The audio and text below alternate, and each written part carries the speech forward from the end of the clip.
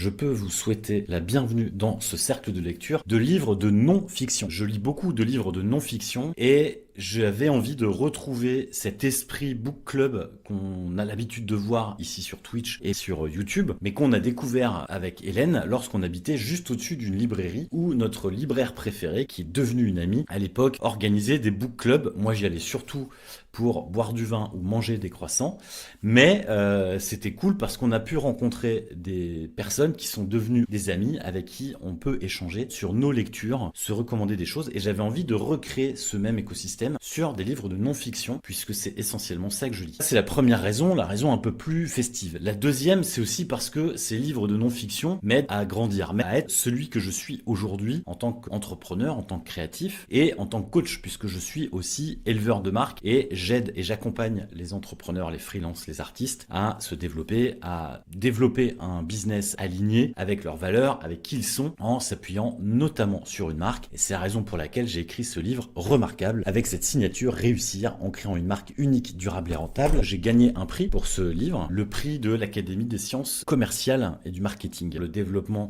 d'une marque, le développement d'une entreprise peuvent être des choses relativement simples. Donc moi je vous invite plutôt à aller vers la simplicité. Et en parlant de simplicité, ça permettra sans doute de faire une jolie transition pour les derniers livres que j'ai lus, qui est la Slow Productivity de Cal Newport. Cal Newport qui est très connu pour son livre Deep Work, qui est un livre sur le fait de se concentrer de façon profonde pour atteindre un niveau de flow, et un niveau de flow qui vous permet d'être en pleine possession de vos moyens et d'être hyper productif. Je vais vous partager aussi ce que j'ai lu de bien et de moins bien sur ces quelques derniers mois. Je vous fais un petit pitch rapide des dernières choses que j'ai lues. On est sur le livre qui s'appelle Tout accomplir, de Pomodoro au Deep Work. Je viens de vous parler du Deep Work, et le Pomodoro, c'est la méthode de travail de façon concentrée.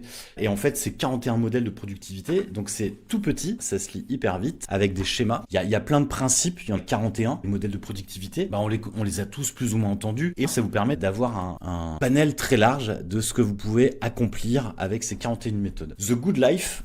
Alors celui-là, c'est une grosse claque. Je l'attendais vraiment depuis un petit moment. C'est l'étude de Harvard sur le développement des adultes et la plus longue et rigoureuse jamais réalisée. 724 individus et leurs 1300 descendants sont suivis de plus de 80 ans par les chercheurs et les médecins les plus éminents au monde pour comprendre sur quoi repose le bien-être et la santé de l'être humain. Et en fait, de cette étude sur le bien-être, c'est aussi de savoir comment être bien et comment être en bonne santé et d'être heureux. Et c'est à travers plein d'exemples, c'est évidemment très sourcé. C'est deux docteurs scientifiques et psychiatres qui l'ont coécrit. Enfin, moi j'ai adoré. Maintenant, ce qui est un peu gênant, je trouve, dans ce livre, c'est peut-être qu'on pourrait aller un peu plus droit au but, sachant que le principe de ce livre est très simple, c'est si vous voulez être heureux, soyez heureux avec une tribu autour de vous. Voilà, c'est aussi simple que ça si je devais résumer ce livre, et si je devais faire en sorte que vous puissiez être heureux sans avoir à lire ce livre, c'est entourez-vous bien, tout se passera bien. Il y a un autre livre de Paul Arden, vous pouvez être ce que vous voulez être, le livre le plus vendu au monde de Paul Arden. Alors le truc, c'est que je l'ai acheté dans une gare, ce qui est assez rare que j'achète des livres dans une gare, et je me suis fait piéger. Je sais pas pour vous, est-ce que vous lisez la même chose que moi? Le livre le plus vendu au monde de Paul Arden. Donc c'est pas le livre le plus vendu, c'est le livre le plus vendu de Paul Arden. J'ai compris que je m'étais fait avoir. C'est un livre qui permet, au niveau de la structure, avec des doubles pages entièrement noires, donc il coûte très cher en impression. Ne faites pas de discours, faites un numéro. C'est un ancien publicitaire au moment où il écrit ce livre, et il va donner des recommandations sur comment être remarquable. C'était un livre que j'ai découvert après, et j'ai bien aimé son approche. Autre livre, c'est le livre L'idée qui tue de Nicolas Bordas. C'est aussi un publicitaire. Nicolas Bordas a l'idée pour un métier. Au sein du groupe de communication TBWA, il est le vice-président international, il consacre sa vie à rechercher de l'idée qui tue pour les plus grandes marques. Et en fait, j'attendais beaucoup de ce livre, Politique, Business, Culture, 10 secrets des idées qui durent. Et franchement, j'ai pas de souvenirs mémorables sur ce livre, donc je pourrais pas vous en parler pendant des plombes, mais je l'ai lu, je vous le partage. L'autre livre que j'ai lu cet été, c'est encore un putain de bouquin sur la créativité de Gauthier et Loco. Comme j'écris un livre sur la créativité pour les créatifs, je pensais trouver énormément d'inspiration. Sauf que ce livre n'est pas sur la créativité, ce livre c'est sur le design thinking. C'est une méthode pour apprendre à innover. Et c'est pas du tout le livre que j'attendais et c'est pas celui que j'imaginais pour développer ma créativité. En tout cas, il nous apprend pas à développer sa créativité, il nous apprend à être plus innovant en s'appuyant sur la méthode du design thinking. J'ai été déçu, je vous cache pas. Un autre livre qui m'a pris un petit peu de temps et j'avais pas envie de le lâcher, c'est Créativité, un art de vivre de Rick Rubin. Donc le livre est déjà avec une jolie couverture. Merci Alizio de m'avoir offert ce livre. Je me suis noté quelques idées sur la façon d'écrire parce que le titre, un art de créativité, et il y a 78 domaines de réflexion. Je vous en mets quelques-unes. L'état d'esprit d'abondance, le dilemme de la sincérité, s'attendre à une surprise, murmure hors du temps. Je vous en résumer un sur la réussite. Ça tombe bien puisque c'est l'objet de mon livre remarquable où je vous pose la question de comment réussir avec une marque, où je questionne effectivement la notion de réussite. Il pose la question comment mesurer la réussite. Et la réussite se produit au moment où vous décidez de rendre publique l'œuvre, avant de la soumettre à la moindre opinion. Et ce qui est intéressant, c'est cette notion pour les artistes, pour les créatifs, pour ceux qui créent, c'est de se dire, la réussite, prenons l'exemple d'un livre, la réussite du livre, c'est le moment où je décide de le partager. C'est pas la suite, c'est pas le nombre de ventes, etc. Et ça rejoint vraiment la réponse que je faisais sans cesse à la question combien as-tu vendu de livres? Parce que finalement, si on n'est pas dans le milieu de l'édition, si on n'est pas dans le livre de non-fiction, ça n'a aucun sens de combien de livres ont été vendus. Et en plus, ça donne une sorte de distorsion de la réalité parce qu'on imagine qu'un livre vendu 20 €, l'auteur gagne une fortune dessus alors qu'il va gagner entre 5 et 10% à peine de la marge que l'éditeur va se faire et non pas sur le prix du livre. Donc le prix du livre, vous enlevez la TVA, vous enlevez le prix de tout le monde, bref. La réponse que je faisais si mon livre marchait bien, parce qu'on a l'impression que ça marche bien. Hélène, par exemple, vient de sortir son livre Cher Royal et on a l'impression que ça marche bien. C'est hyper intéressant d'un point de vue sociologique de se demander quelle image je suis en train de véhiculer, est-ce que c'est fait exprès ou pas, est-ce que c'est une vraie réussite ou pas. Et donc la question de la réussite est de savoir quelle est ma réussite, qu'est-ce que je réussis à faire. Et moi, c'est absolument pas en termes de vente, puisque les ventes ne dépendent pas de moi, surtout sur Remarquable, où là, c'est un processus qui passe par l'éditeur, qui lui va passer par un revendeur, qui va passer par un distributeur, qui va passer par des commerciaux, qui va passer par des plateformes logistiques, qui vont passer par des libraires. Et à partir du moment où il y a tous ces interlocuteurs qui viennent entre moi et le lecteur, c'est impossible de me dire, est-ce que j'ai bien fait mon job? Est-ce que c'est réussi? Parce que c'est pas moi qui vais réussir. Moi, ce que je dois réussir, c'est est-ce que le livre est pertinent pour mon lecteur? Et donc, je mesure l'efficacité non pas sur le nombre de ventes, mais plutôt sur ce que ça a touché chez mes lecteurs, chez mes lectrices. Et c'est là où je mesure chaque jour, encore aujourd'hui, plusieurs années après, que le livre fonctionne parce que je reçois des mails réguliers ou des gens qui téléchargent les bonus. Sur ce chapitre, Rick Rubin, 3 choses sur la réussite. Alors, je le fais en live et je ne l'avais pas préparé, mais je vais vous partager les phrases soulignées. La réussite populaire est un mauvais baromètre pour juger de la qualité ou de la valeur d'une œuvre. Entièrement d'accord. La plupart des variables échappent totalement à notre contrôle. C'est exactement ce que je viens de vous raconter. Et il n'est pas rare d'aspirer à une réussite extérieure dans l'espoir qu'elle viendra combler un vide en nous. On envisage parfois la réussite comme un remède permettant d'atténuer, voire de faire disparaître le sentiment de ne pas être à la hauteur. Et là où je trouve que c'est intéressant, c'est que à partir du moment où on mesure sa réussite, et c'est ce que je vous invite à faire avec Remarquable, c'est de poser ce qu'est la réussite pour vous. La réussite, c'est pas je vends des livres, je suis riche, je vais en vacances au ski. Ça, c'est une réussite qui nous est partagée au sein de la société, une sorte d'inconscient collectif de la réussite. Or, moi, je défends plutôt l'idée de définir sa propre réussite. Moi, ma réussite, c'est d'être libre et c'est ce qui, aujourd'hui, me permet de savoir si ce que je fais va dans la direction de plus de liberté ou au contraire, va être sur moins de liberté. Si on me dit, Pierre, est-ce que tu acceptes de bosser pour telle ou telle structure, de bosser avec tel ou tel client ou d'écrire un livre par an, est-ce que écrire un livre par an va me permettre d'avoir plus de liberté? Je ne crois pas, puisque si je vous prends l'exemple du livre, parce que au contraire, contraire, le livre va m'obliger à travailler davantage avec des revenus très aléatoires. Donc c'est pas à ça que je mesure ma réussite et ma réussite qui est liée à ma liberté. Je termine. L'essentiel de préserver votre conception personnelle de la réussite, c'est ce que je souligne dans ce chapitre. Nos œuvres auront plus de chances de voir le jour sous leur forme la plus authentique. Ça aussi, c'est ce qu'il partage, dans le sens où si on se félicite d'avoir réussi à sortir notre œuvre, notre projet, c'est déjà une belle réussite, quoi. Maintenant, est-ce que ça a marché ou pas? Est-ce que ça va nous rendre riches ou pas? Est-ce que ça va nous rendre célèbres ou pas? Ça ne dépendra certainement pas de nous, parce que on a quand même tout un tas de choses. Ça vaut exactement la même logique, je dirais, sur les réseaux sociaux. Vous sortez un post, est-ce qu'il marche? Est-ce qu'il marche pas? Ça dépend pas que de vous, en fait. Ça dépend d'un tas de critères, l'algorithme en particulier, parce que l'algorithme, il va venir prendre tout un tas de choses. Ce qui est intéressant par rapport à cette idée de la réussite, mais c'est un des 72 chapitres que comporte Créativité, un art de vivre de Rick Rubin, sorti chez Alice. Autre livre, Le petit guide illustré du TDAH. C'est une BD, par exemple, hop là, oubliez de manger.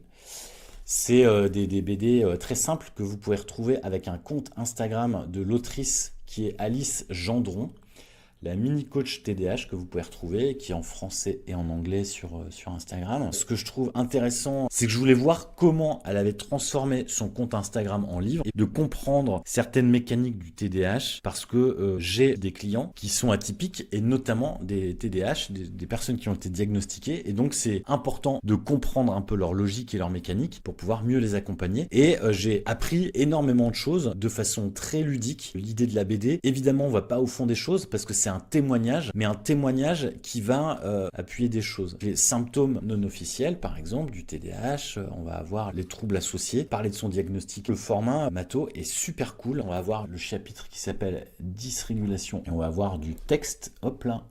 Et juste après, on va avoir la mise en fonction en dessin. C'est vraiment le type de livre assez chouette. Il y a aussi les 16 stratégies pour vivre avec un TDAH. Ça permet de mettre en place des choses. Et c'est marrant, mais regardez, hop, la technique Pomodoro pour mieux se concentrer. Je vous recommande ça si vous avez autour de vous des personnes atteintes du trouble de l'attention et ou de l'hyperactivité. Le livre est assez génial. Autre livre, celui qui m'a vraiment plu, c'est celui-ci, je l'attendais depuis très longtemps. Je connaissais Paul Jarvis que je suivais sur les réseaux. Je suivais surtout sa newsletter et notamment son site qui était absolument génial. Ne le cherchez pas puisque son site a disparu, sa newsletter aussi.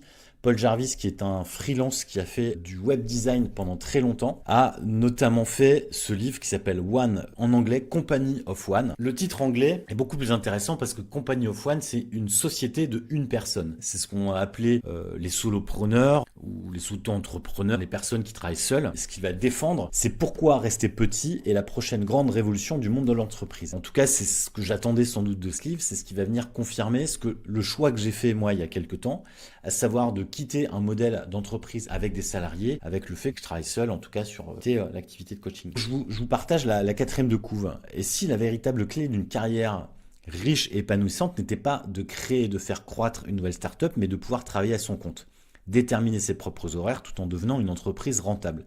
Supposons que la meilleure solution, et la plus intelligente, soit simplement de rester petit. Ce livre explique comment, et Paul Jarvis va amener une approche qui va être centrée sur le fait de maintenir sa petite taille et le fait de, pourquoi pas gagner plus, mais toujours en restant seul. Et j'ai stabiloté pas mal de choses. C'est réparti en 3 parties. La partie 1, c'est commencer. La deuxième, c'est affiner. Et la troisième, c'est maintenir.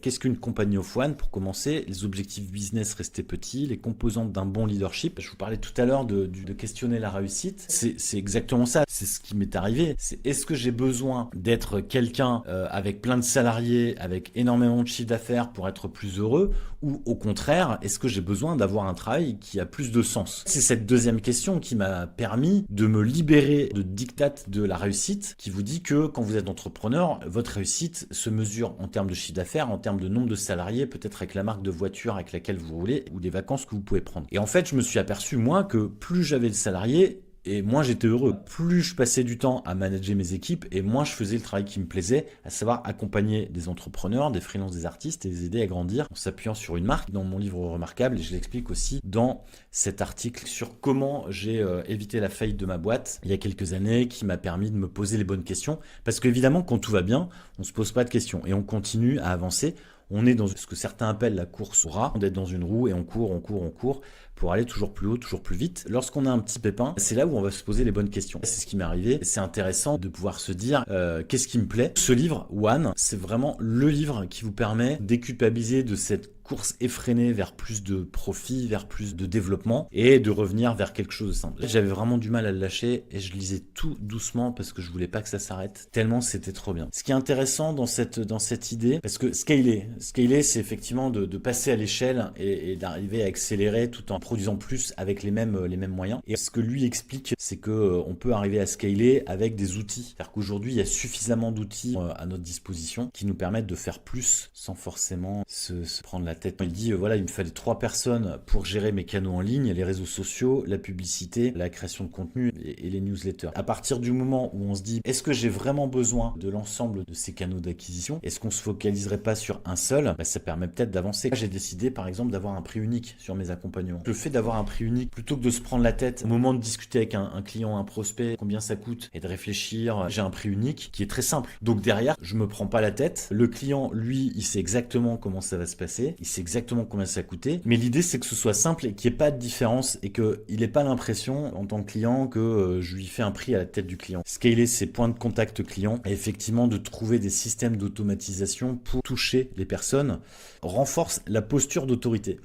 Et c'est aussi hyper intéressant parce que le fait de transmettre là, dans ce live, mes lectures, ça peut aussi m'amener une forme de posture d'autorité. Ouais, le mec, il a lu les livres, il s'y connaît, etc.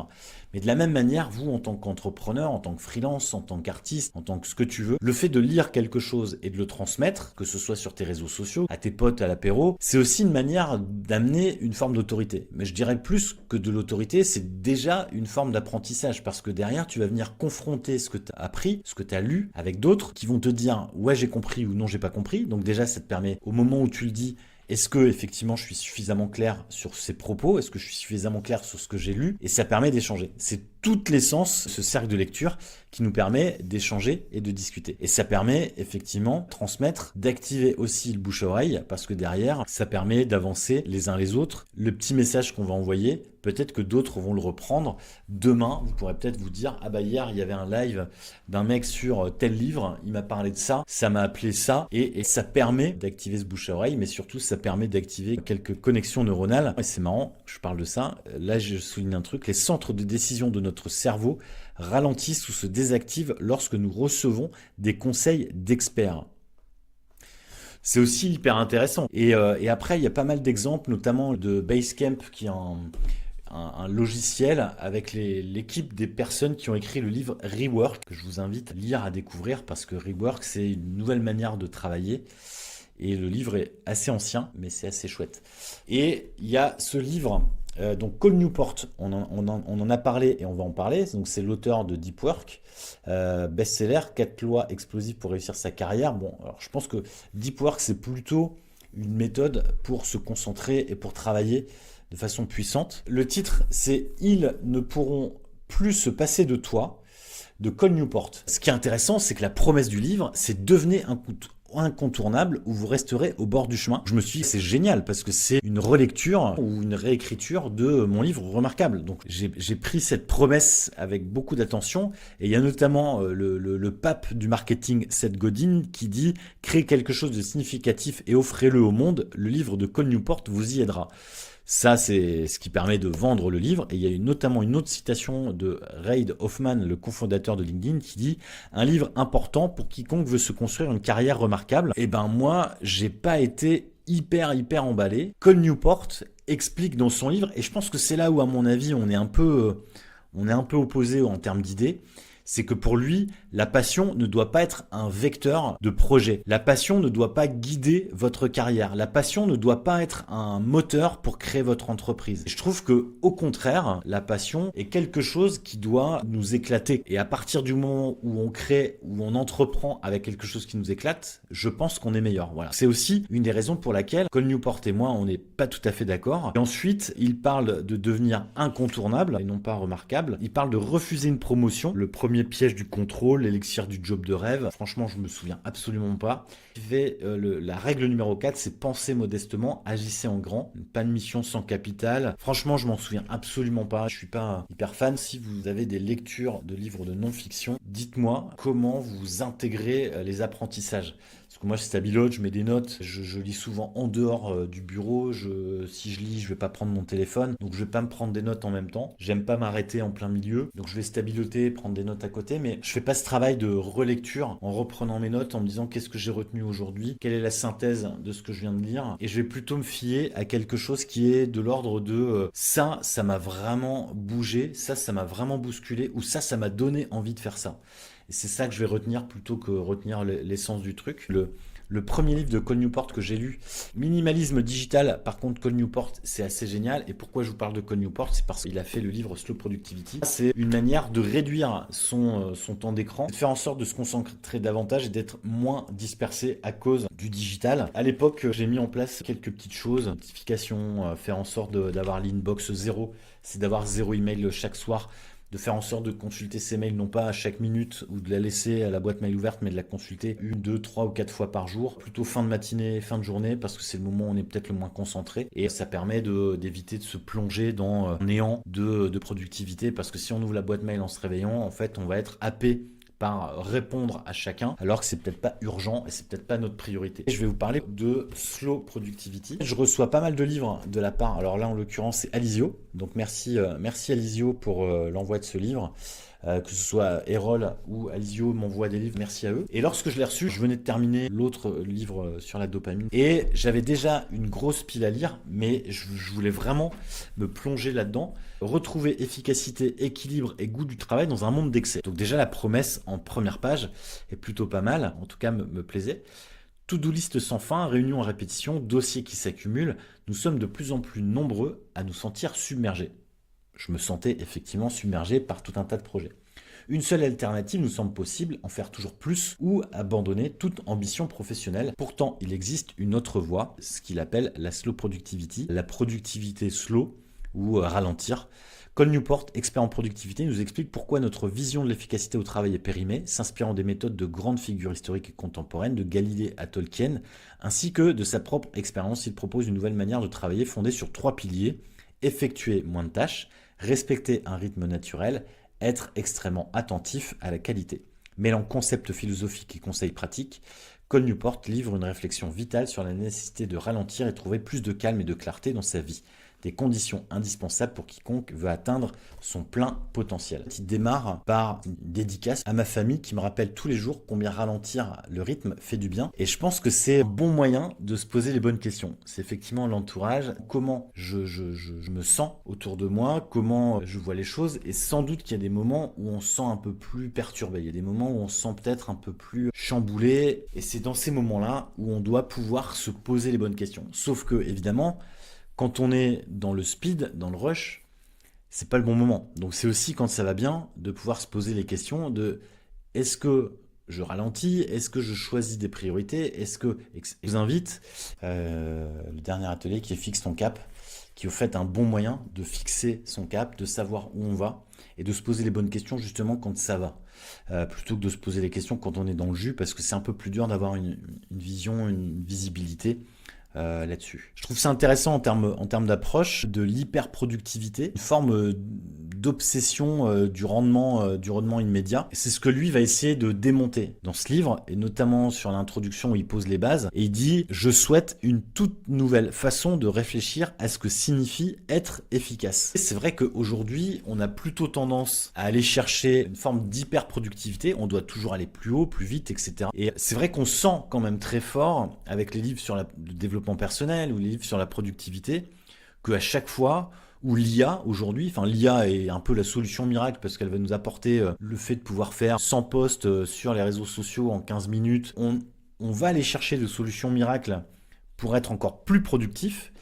Mais la question, est-ce qu'on est vraiment efficace, quoi, en étant hyper productif? Et moi, j'ai envie de dire aussi, est-ce que ça a du sens pour toi? Hyper productivité, multiplication des tâches, et là où effectivement, j'étais content de lire les recommandations de Cole Newport, et là où on se rejoint aussi, c'est effectivement, est-ce que on a besoin d'accomplir toutes ces tâches? Parce que de toute façon, la to-do list ne va jamais se vider. Moi, j'ai vraiment ce sentiment que elle se remplit beaucoup plus vite que je la vide, et il y a toujours un milliard de trucs à faire, sachant que, en effet, peut-être que j'ai trop d'activités, peut-être que j'ai envie de faire trop de choses. Et là, ça me rappelle cet adage que me rappelait mon grand-père: courir 2 lièvres à la fois, on n'en attrape aucun.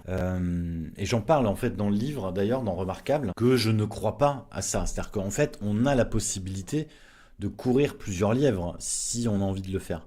Maintenant, la question, c'est est-ce que j'ai envie de l'attraper? Est-ce que j'ai pas juste envie de courir pour me faire plaisir? Même si je reviens un peu sur cet adage, et peut-être que mon grand-père avait aussi raison dans cette idée, je me pose la question d'ailleurs, est-ce que je cherche pas à courir plusieurs lièvres à la fois? Est-ce que je devrais pas me focaliser sur un seul? Et l'apprentissage de ce livre, c'est de me focaliser vraiment sur une tâche, une mission à la fois, même si je le faisais plus ou moins, mais vraiment d'arriver à affiner davantage et d'être vraiment beaucoup plus focus sur ses objectifs et de faire en sorte de pouvoir avancer, de s'organiser. Ça rejoint sans doute aussi la méthode d'organisation que j'ai mise en place. Et là, si ça t'intéresse, je pourrais te partager ma manière de fonctionner. D'ailleurs, je peux t'inviter à rejoindre le Club Remarquable. Je partage pas mal d'ateliers, de ressources pour pouvoir avancer sur ces sujets et pourquoi pas l'organisation. La manière d'agencer et de mettre en place son système, de savoir qui fait quoi, quand, etc., c'est souvent un point de friction important chez mes clients. C'est que, en gros, tu entreprends, tu développes des idées, tu crées, tu travailles à ton compte. Ces métiers en sorte que tu peux vite être pris dans le vent, être bousculé dans tes habitudes, etc. Et en fait, il faut souvent remettre de l'ordre. Qu'est-ce qui est important et comment je m'organise au quotidien? C'est aussi un sujet intéressant. Bref, si ça t'intéresse, je t'invite à rejoindre le Club Remarquable et je t'invite à partager les choses autour de toi et de poser des questions. Parce que je me rends compte que des conseils simples et élémentaires, et ça fait aussi du bien de l'entendre d'autres personnes ou de me dire tiens, je travaille de cette manière. Et ça donne des ouvertures d'esprit parce qu'évidemment, il n'y a pas une seule manière de procéder, mais une manière d'avancer, quoi. L'idée du livre, c'est en effet d'adopter un rythme plus lent, d'adopter un rythme plus durable. L'équation, elle est simple, c'est je ralentis, slow, et pour pouvoir aller plus loin. En effet, on dit souvent qu'un entrepreneur, c'est pas un sprint, c'est plutôt un marathon, donc il faut arriver à tenir sur la longueur. Et c'est vrai qu'on a un taux de mortalité dans les entreprises qui se créent, qui se lancent à 3 ans qui est dramatique. Aujourd'hui, c'est comment je peux durer dans nos métiers qui nous font du bien, qui nous font plaisir, qui ont du sens. Comment on a envie de continuer. C'est aussi la raison pour laquelle je parle de réussir avec une marque unique, durable et rentable. Et une autre question aussi qui est posée sur la question du rythme, avec évidemment le mot slow tout de suite vous évoque cette question de ralentir, qui vient d'un mouvement qui vient d'Italie sur le mouvement slow food, ou un McDo qui devait s'intégrer sur une des grandes places de Rome, où là tous les commerçants se sont érigés contre l'implantation de ce restaurant de 400 places sur une des places principales de Rome, et un type qui lui a carrément érigé une sorte de loi sur la slow food, sur le fait de revenir au plat de nos grands-parents, de redécouvrir des produits locaux, sains, de cuisiner, de prendre son temps, etc. Bref, le mouvement slow food. Et en fait, le mouvement slow food a donné plein de choses. Et Cole Newport, en fait, cette dimension slow pour en faire de la slow productivity, puisque c'est un peu son job d'être un peu l'expert de productivité. Et je trouve que le mouvement slow, c'est aussi ce qui a pu guider sans forcément être totalement rattaché à ça, mais au moment où je décide de ralentir, de ne plus avoir de salariés, de revenir vers quelque chose de plus élémentaire sur le coaching, ou aussi sur le cinéma, de se dire on ne sera pas un studio avec beaucoup de gens, mais revenir à quelque chose de beaucoup plus artisanal pour fabriquer nos films. Ça aussi, ça a été une décision forte de notre part de ralentir, quoi. Et de reprendre la main sur le rythme, d'être maître finalement de la façon dont on avait envie de vivre les choses et pas de dépendre de ce qu'on attendait de nous, à savoir produire toujours plus de films, d'être diffusé sur plus de networks, etc., etc. Et là, pour faire le lien avec ce que je viens de raconter, c'est effectivement la question aussi du livre, c'est qualité versus quantité. Est-ce que en produisant plus, je vais faire de la meilleure qualité? Enfin, je crois pas, en fait. Je crois au contraire que en produisant moins, on va pouvoir produire plus de qualité. Et si on rattache ça à la question de la productivité ou de l'être humain derrière, à qui on demande toujours plus, c'est évidemment d'éviter le burn-out. Et je crois aussi de retrouver plus de sens dans son travail, de faire en sorte d'être beaucoup plus tranquille dans notre manière de fonctionner. Et je trouve que éviter le burn-out, je pense que le Newport tombe un peu dans le panneau de cette maladie du siècle du burn-out. Certes, enfin, je remets pas ça du tout en question. En effet, l'usure de vouloir toujours être hyper productif, de toujours vouloir aller plus vite, plus fort, et ben ça casse, enfin déjà ça alourdit la charge mentale, et à partir du moment où la charge mentale elle désemplit pas, et ben forcément burn-out. Enfin en tout cas ça, la machine casse.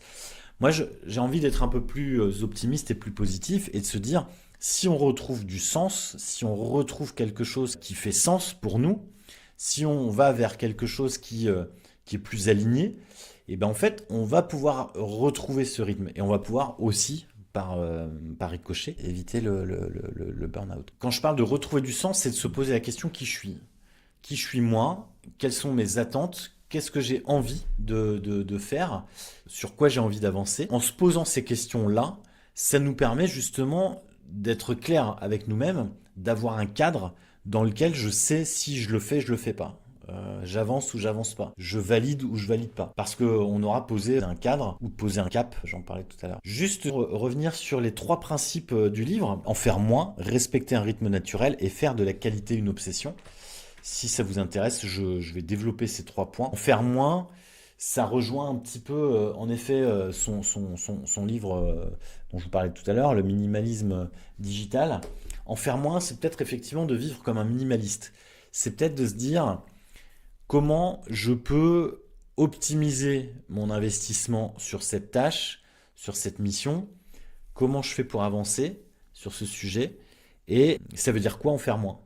Qu'est-ce que je peux retirer qui n'a peut-être aucun sens, qui a aucun impact, qui va me pomper énormément d'énergie et qui va m'amener aucun résultat.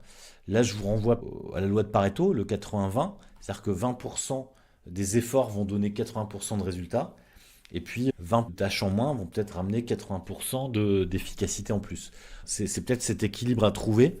En tout cas, moi, ce que je vous invite à faire sur cette première leçon de en faire moins, c'est de regarder la to-do list et de se dire, si je devais en faire moins, qu'est-ce que je retire? Qu'est-ce qui n'a pas de sens? Qu'est-ce qui ne me permet pas d'avancer plus vite? Qu'est-ce qui me permet d'être moins libre, d'être plus libre, de gagner plus ou d'avoir, etc. À vous de fixer vos critères et de se dire, si j'en fais moins, qu'est-ce qui se passe? En tout cas, moi, ce livre m'a vraiment bousculé là-dessus, à savoir de vraiment chercher à chaque fois, qu'est-ce que je peux retirer? Coco Chanel disait d'ailleurs, avant de sortir, retirer un bijou. C'est que, en effet, elle était déjà dans cette logique de forme de minimalisme, quoi, ou en tout cas de réfléchir non pas à rajouter quelque chose, mais au contraire de retirer.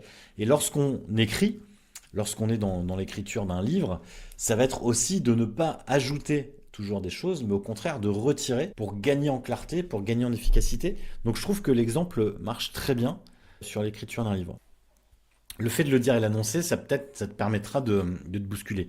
Enfin, je t'invite vraiment à te poser cette question, qu'est-ce que je peux faire de moins plutôt que de chercher à qu'est-ce que je peux faire en plus. Deuxième leçon, deuxième principe du livre, c'est respecter son rythme naturel. Respecter son rythme naturel, c'est structurer en fonction des saisons. Et en fait, il prend l'exemple notamment de nos ancêtres qui travaillaient davantage l'été et beaucoup moins l'hiver. Les saisons, on était des gens de la terre, on cultivait, et on avait besoin de toujours respecter les saisons pour faire pousser des choses, récolter l'été pour pouvoir vivre l'hiver. Dans cette proposition d'en faire moins, c'est aussi de se dire quelle est ma priorité, quel est mon focus. Et en fait, si le focus, en effet, est passer du temps de qualité ou avec des personnes qui te sont chères, ça veut dire que ça, c'est la priorité numéro 1. Et en fait, les autres vont venir s'intégrer dedans. Et une des astuces, alors je sais pas si c'est Cal Newport qui en parle ou si je l'ai lu ailleurs, etc. Mais pourquoi pas, si on reparle de priorité, c'est de se dire, ma priorité numéro 1, par exemple, c'est de prendre soin de moi cette semaine ou ce mois-ci. Donc je vais aller au sport ou je vais aller faire des courses pour bien manger, etc. Et en fait, c'est de caler dans votre calendrier le temps imparti pour ce temps de qualité et de le mettre en priorité. Parce qu'on a plutôt tendance à mettre ça à la fin et de mettre les réunions avec Pierre-Paul et Jacques. Sauf que c'est ça qui est à mon avis important. Et respecter le rythme naturel, c'est carrément ça en fait. Structurer en fonction des saisons et des cycles et des énergies. Je peux vous partager le batch cooking. Là, on était sur une période un peu dense. Et en fait, pendant les périodes denses, en fait, on va pas forcément avoir le temps de cuisiner. Donc l'idée, c'est de batch cooker et donc de prendre un temps le samedi ou le dimanche en rentrant du marché. Je vais acheter des produits frais, des produits locaux, etc. Et de les cuisiner de façon rapide. Déjà, ça évite de jeter, parce que je déteste qu'on puisse jeter de la nourriture, et de regrouper les temps de cuisine, le temps de cuisson, d'optimiser la place dans ton four pour faire cuire plusieurs choses. Et en fait, batch cooker, c'est aussi une manière de travailler par système de batch. Est-ce que le lundi, par exemple, je fais tout ce qui est création de contenu. Le mardi, je m'occupe de tous mes clients. Le mercredi, je m'occupe de toute la SAV de mes produits. Le jeudi, je vais m'occuper des nouveaux projets. Et le vendredi, de la partie administrative, par exemple. Et en batch cookant, en travaillant par système de cycle, vous pouvez aussi travailler en fonction de l'énergie. Donc le matin, j'ai beaucoup d'énergie, donc je vais mettre les activités à forte intensité. Et l'après-midi, au contraire, je suis un peu plus mou, donc derrière, je vais mettre des activités moins intensives.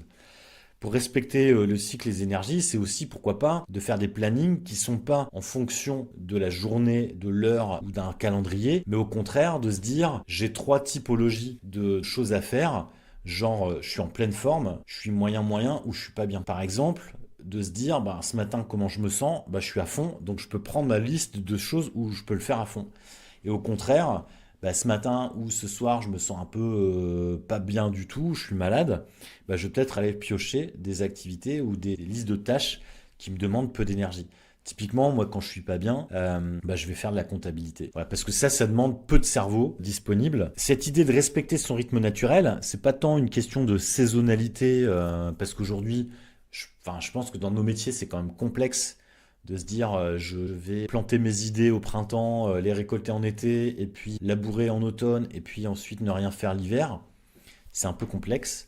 Par contre, on peut peut-être imaginer que, en effet, sur cette même logique, je puisse développer mes idées au printemps, produire l'été, vendre l'automne, et puis l'hiver laisser reposer, quoi.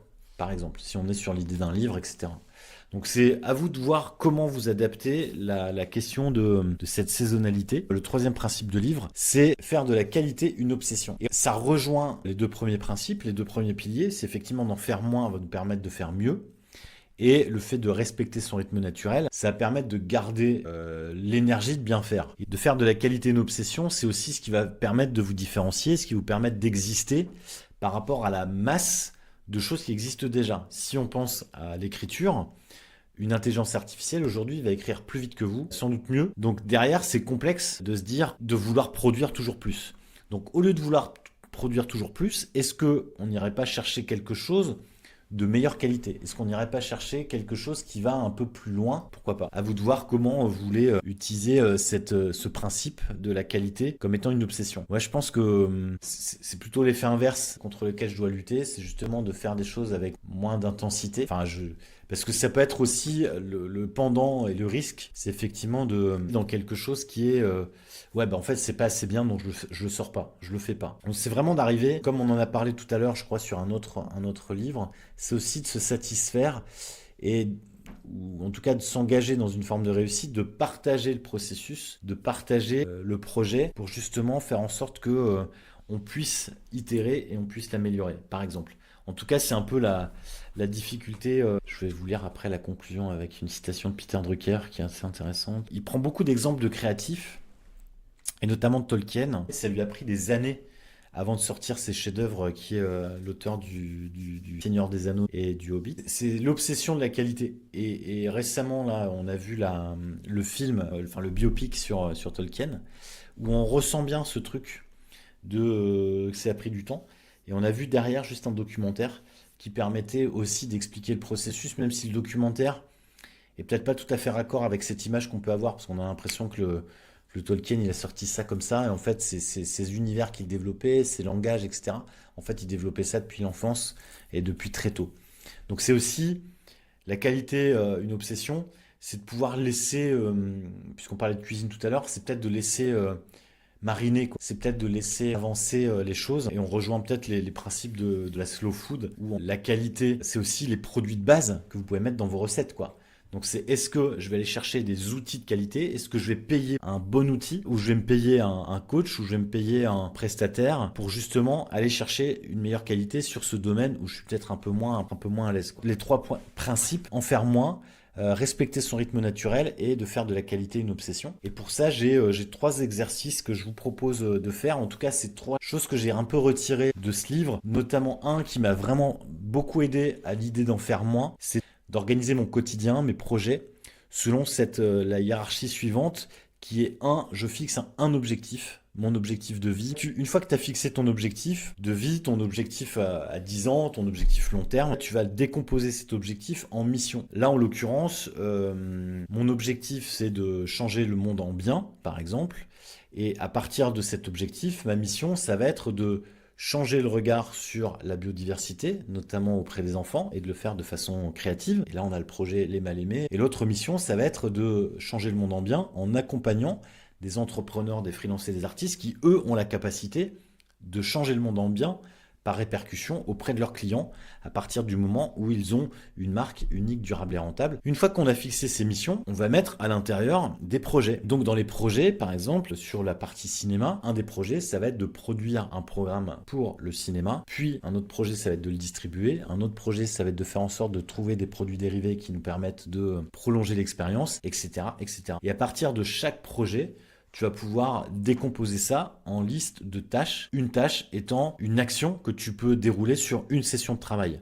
Alors qu'un projet va te demander plusieurs sessions de travail pour arriver à finaliser ton projet. Ça m'a permis sur mon tableau blanc de poser mes objectifs, poser mes missions, poser mes projets et surtout de les réorganiser par priorité et de me dire, d'en faire moins, ça va être de dire, ce mois-ci ou pendant les 100 jours à venir, je vais me focaliser uniquement sur ces 2 projets parce que ce qu'ils préconisent, pas plus de 2-3 projets par mois. Ça, c'est vraiment l'apprentissage d'en faire moins. En tout cas, c'est l'organisation qui va te permettre de retirer un certain nombre de choses. Ensuite, sur le deuxième principe qui est de respecter son rythme naturel, ça va être d'utiliser, je te l'ai un peu dit tout à l'heure, le système de blocs de temps. Et donc, tu vas mettre des blocs dans ton agenda dans lequel tu vas dire, puisque aujourd'hui, tu rentres dans ton agenda tes différents rendez-vous, là, je t'invite à faire la même chose avec tes rendez-vous aussi avec toi-même. Donc là, je développe cette idée, j'avance sur tel projet et là, tu vas bloquer dans ton agenda le créneau jeudi matin pour tel projet, le mercredi après-midi pour telle réflexion, etc., etc. Et donc, ce système de bloc de temps va te permettre aussi de respecter ton rythme naturel parce que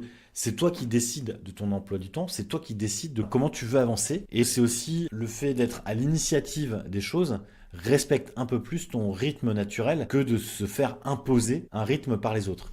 Je me souviens d'une époque où on était une agence et les clients vont te dire je veux ça pour lundi et on est vendredi 17h. Moi, c'est un truc que j'ai toujours refusé, c'est que un client va pas m'imposer son rythme, sachant que je vais pas bosser le week-end alors que lui, il va partir en week-end. Et surtout qu'une fois que j'ai envoyé le projet, si jamais je respectais ses désirs, une fois que je lui ai envoyé le projet le lundi, lui, il mettait 2 semaines avant de me répondre pour me dire si c'est oui ou si c'est non, quoi. Donc ça aussi, c'est une manière de se respecter soi-même et de respecter son rythme, c'est de savoir dire non et de pouvoir s'organiser avec ces systèmes de blocs de temps. Une autre façon d'appliquer le principe, ça va être d'identifier tes temps d'énergie. Il y a une application qui m'a aidé moi, par exemple, à savoir combien de temps j'avais besoin pour dormir, à être bien efficace en journée, qui s'appelle Rise. Cette application, en fonction de ton sommeil, va pouvoir te donner une courbe d'énergie en disant, là, tu es en pleine bourre, vas-y, tape dedans.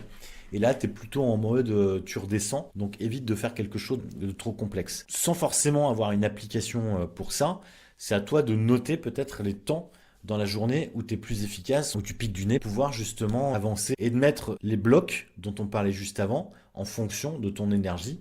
Moi, typiquement, les coachings, je les prends plutôt le soir parce que je sais qu'à la fin d'un coaching, je suis lessivé. Et si je le fais tout de suite en début de journée, ça veut dire que je vais traîner mes sabots toute la journée après ces coachings intensifs. Alors après, ça m'est arrivé de faire des coachings toute la journée, mais je vais me préparer en amont ou la veille, comme un coureur va préparer sa course. C'est exactement la même chose. Donc, tu vas anticiper tes blocs d'énergie, tu vas pas te mettre trop de charge mentale, etc., etc. C'est aussi de vraiment identifier sur ta to-do list les projets qui te pompent beaucoup d'énergie ou d'identifier les journées où ça va te demander demandé beaucoup de temps. Typiquement, je suis allé donner des cours à Lyon le mois dernier et en fait, je savais que ça allait me prendre du temps. Donc la veille, j'avais préparé, mais j'avais bloqué ma demi-journée juste après, le lendemain matin, des cours, pour me dire je fais rien, ou en tout cas je vais prendre l'air, ou je vais lire, je vais me former à un truc, quelque chose qui soit plus cool et plus smooth en termes de rythme. L'idée est de t'organiser en fonction de tes objectifs, de ta mission, de tes projets, d'organiser avec un système de blocs de temps et d'identifier tes énergies pour pouvoir placer au bon moment ce que tu dois faire. En conclusion, je vais te partager cette citation de Peter Drucker en 99 qui disait: la productivité des travailleurs du savoir est le plus grand défi qui nous permettra d'améliorer spectaculairement la vie de millions de personnes. Il avait déjà identifié cette notion de productivité des travailleurs du savoir. Alors les travailleurs du savoir, ce sont ceux qui travaillent avec leur cerveau et qui vont utiliser leur savoir ou partager du savoir pour pouvoir avancer. Voilà une soirée rondement menée. Je vous parlais tout à l'heure de pic d'énergie. Et ben là, je sens que je suis dans un creux d'énergie. Donc je pense que c'est peut-être le moment pour moi de vous libérer, de vous remercier de votre présence et de votre participation dans le chat. Pour retenir les prochains événements, l'agenda est ici. Vous avez le club remarquable. Sinon, vous pouvez vous abonner ici sur la newsletter où j'envoie des coachings privés par mail de façon assez régulière avec l'agenda pour pouvoir avancer. C'est super instructif et intéressant. Et ben merci à toi Mato d'avoir participé à ce live. Et ben merci Delphi, bisous. Merci à toi d'être passé ici. Merci à tous d'avoir suivi ce cercle de lecture. Merci pour vos commentaires et votre participation dans le chat. N'hésitez pas à vous abonner et à suivre la chaîne, vous abonner à la newsletter au coaching privé pour pouvoir recevoir les prochains événements ou de consulter la page de l'agenda. Je vous remercie encore. Merci d'avoir été là. Belle soirée à vous et on se retrouve à très vite. Salut!